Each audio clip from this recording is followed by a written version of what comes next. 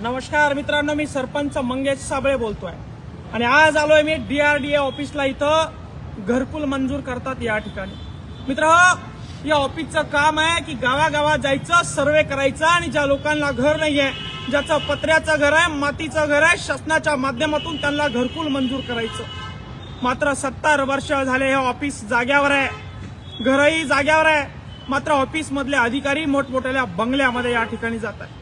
मित्रांनो, आपण बघू शकता, मी सरपंच म्हणून, ग्रामसेवक म्हणून माझ्या गावची घरकुलाची यादी तयार केली, सर्वे केला आणि बघितलं की ज्याला कुणाला पत्र्याचे घर आहे, ज्याला कुणाला कुड्याचे घर आहे, त्यांच्या तिथं जाऊन या ठिकाणी जिओ टॅगिंग कॅमेरामध्ये त्या ठिकाणी त्याचा सर्वे केला।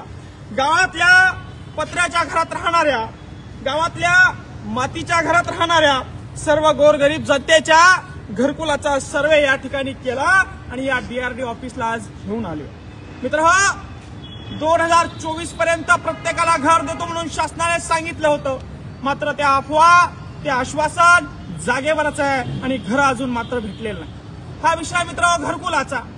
हे सीओकडे गेलं, सीओला सांगितलं मला घरकुल पाहिजे, माझ्या लोकांनी 100% कर भरलाय, ते मला घर मागायला लागले, दर महिन्याला ते येतात आणि आम्हाला घरकुल कधी मिळणार आहे म्हणून विचारतात।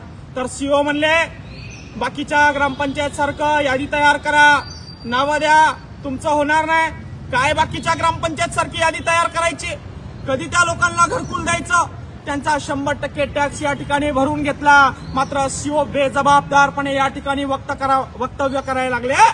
टक्केवारी फक्त जलजीवन मिशनची मोठमोठ्या कामाची टक्केवारी घेण्यासाठी हे अधिकारी बसलेत, यांचे डबल तळी, 4-4 तळी बंगले या ठिकाणी झालेत। आणि त्या ठिकाणी मी एक सरपंच म्हणून काम करत असताना, प्रामाणिकपणे काम करत असताना, देशाचे गृहमंत्री या ठिकाणी संभाजीनगरला आले, त्यावेळी मला डिटेन केलं। ते हरामखोर SP, कोणी आदेश दिले त्या SPला, एका सरपंचाला या ठिकाणी दिवसभर त्या ठिकाणी डिटेन करून त्यांनी ठेवलं। तुम्ही जर का आम्हाला डिटेन करणार असाल, गृहमंत्री या ठिकाणी आमच्या शहरात येणार असाल आणि तुम्ही जर का आम्हाला एका सरपंचाला डिटेन करणार असाल तर आमचे काम करा, आम्हाला घरं द्या, आम्हाला राशन द्या, आम्हाला अंगणवाडीसाठी शिक्षण व्यवस्थित द्या, तेव्हा आम्हाला डिटेन करा। एका सरपंचासमोर बोलायची तुमची औकात नाही, एका सरपंचाला हँडल करायची तुमची औकात नाही। तुम्ही देशाचे गृहमंत्री आहात, तुम्ही आमच्या शहरात येतात आणि एका सरपंचाला या ठिकाणी डिटेन करून ठेवतात। त्यापेक्षा आमचे काम करा। तो हरामखोर SP, तो हरामखोर CO फक्त पैसे खातात। अरे अवैध धंदे दनाट सुरू आहेत, दारू दनाट सुरू आहेत, वाळू दनाट सुरू आहेत, जलजीवन मिशनचे मोठमोठ्या कामाचे टक्केवारी दनाट सुरू आहे, मात्र सरपंचाला डिटेन करायचे आदेश तुम्हाला कोणी दिले? कुणी दिले तुम्हाला सरपंचाला डिटेन करायचे आदेश? आणि तुम्ही जर का मला डिटेन करणार असाल तर माझ्या गावाचे कामं करा, माझ्या गावातील गोरगरीब शेतकऱ्यांना या ठिकाणी राहायला घरं द्या आणि ते जर का तुम्ही देणार नसाल तर खबरदार, जनतेनं निवडून दिलेल्या आमच्या या लोकप्रतिनिधीला तुम्ही हात लावू नका। लोकशाहीमध्ये डॉक्टर बाबासाहेब आंबेडकरांच्या, छत्रपती शिवाजी महाराजांच्या महाराष्ट्रात जन्म झालाय, तुम्हाला वाकणार नाही, जुमानणार नाही या ठिकाणी। आणि म्हणून या DRDA ऑफिस समोर या ठिकाणी घरकुलाची मागणी करण्यासाठी मी माझ्या छोट्याशा गावासाठी आलेलो आहे।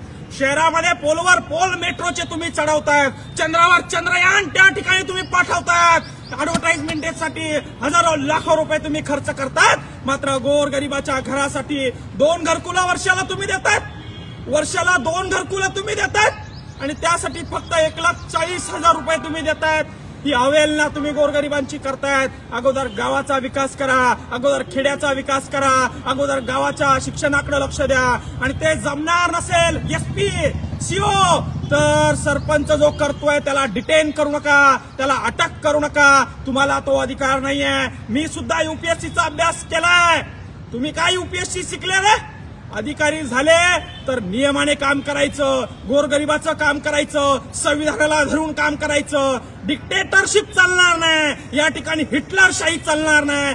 एक संविधानाचा अभ्यास केलेला माणूस सांगतोय, सरपंच समजलं काय? संविधान गाळून पिलाय, संविधानाचा अभ्यास केलाय। गृहमंत्रीला जो अधिकार आहे, माझं संविधानिक पद आहे, मला सुद्धा तो अधिकार आहे। आणि म्हणून आमचे काम करा, आमच्या गावाचे काम करा, तरच आमच्या कॉलरला हात लावा। आणि तुमच्याकडनं हे काम होणार नसेल तर आज आज माझ्या या गावकऱ्यांना सांगतोय की हे तुमचं सरकार काम करणार नाही, हे अधिकारी तुमचं काम करणार नाही, हे गुंडशाही दडपशाही करणारं सरकार आहे, गुंडशाही दडपशाही करणारे हे अधिकारी आहे. यांचे बंगले तपासा, यांना ईडी सीबीआय लावा, यांचे प्रॉपर्टी बाहेर काढा, मग तुमच्या लक्षात येईल गोरगरिबांसाठी आलेला निधी यांनी खाल्लाय, यांच्या खिशात गेलेला आहे गोरगरिबांचा निधी. आणि या डीआरडी ऑफिस समोर माझे घरकुला मंजूर व्हावेत म्हणून आज सर्व या ठिकाणी उघडतोय मी. या ठिकाणी डीआरडी अधिकाऱ्यांची लाज आम्हाला वाटते की आम्हाला या 21व्या शतकामध्ये राहायला आमच्या लोकांना घरं नाहीये, ते घरकुल मागताय आणि या शासनाचं ते काम असताना हे अधिकारी पैसे खायचं काम करतायत. घरकुलासाठी प्रत्येक ग्रामपंचायतला हे ग्रामसेवक अधिकारी, हे बीडीओ अधिकारी, हे सीओ अधिकारी पैसे घेताना या ठिकाणी आपल्याला दिसून येत आहे. यांच्या प्रॉपर्ट्या चेक करा, यांच्या किती पैसे खाल्ले यांच्या बुडातून मुळ्यात बाहेर काढा. आणि म्हणून सरकारला चेतावणी आहे, संवैधानिक पदावर असताना काम करत असताना तुम्ही जर आमचं काम करणार नसेल तर आम्हाला अडवण्याचा दाबण्याचा प्रयत्न करू नका, कारण डॉक्टर बाबासाहेब आंबेडकरांच्या संविधानानुसार आम्ही काम करतोय. जय जवान जय किसान.